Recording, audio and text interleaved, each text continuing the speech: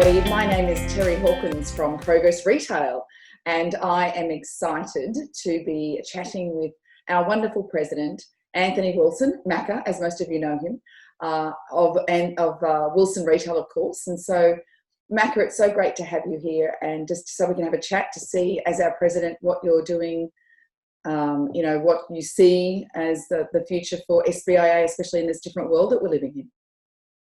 Thanks, Terry. Yeah, lovely to join you, and lovely to see your face too. Yours too. Thanks. Thank you. New York. Oh my gosh, just to throw the last time we saw each other was in New York, in a very different world, wasn't it? It was indeed. It was that was, who would have thought that, from January to now, 6 months essentially, that the world would be turned on its head. Oh, it's crazy. Just crazy. Yeah. So obviously, a lot's changed when COVID started, hitting big time in Australia in March. We had a full 12-month calendar mapped out based on usual protocols and things that we do. We quickly cancelled the roundtable and sunset sessions that we had for late March that were in conjunction with the WSL event on the Gold Coast. We also cancelled our executive roundtable for June, a few weeks later. I think it was maybe beginning of April, we made the call to cancel the 2020 awards, which was, we looked at different ways that we could do it or delay it, but we just thought with the amount of pressure that businesses are going to be under and the runway and the length of time with the awards process, we just thought, let's just rip the Band-Aid off and cancel it. Yeah.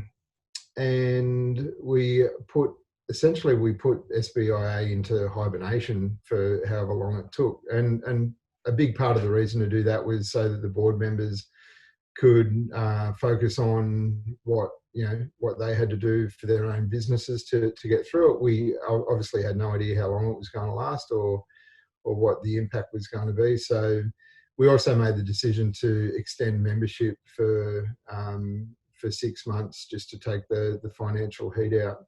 That's great. Yeah. And so we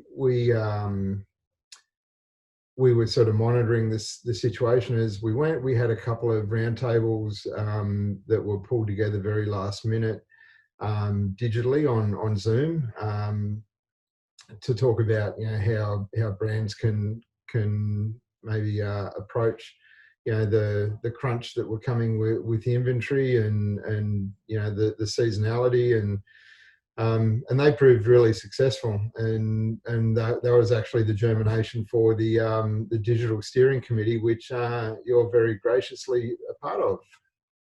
And it's so exciting to be a part of it. So how do you see this benefiting all of the retailers and the brands out there with this, adaptation? Well, I think it's definitely going to allow us to reach more people. I think one of the challenges, particularly for independent retailers, is it's an expensive exercise and it's a big commitment to be able to get to events in person. This way we can have events retail specific and then they can catch it up in the comfort of their own home. There's also a layer of the industry that we've not done a really good job of connecting with, and that's all the account managers and territory managers for the brands.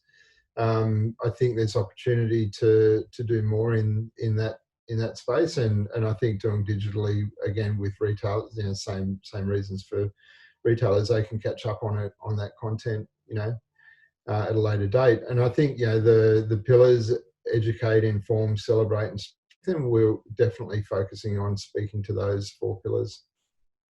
Which is brilliant, because you are right. It looks like you're covering all of the areas of the industry, which is brilliant. So great to chat with you, Macka, and thank you for your positivity and your inspiration. Thanks, Terry. We'll see you soon.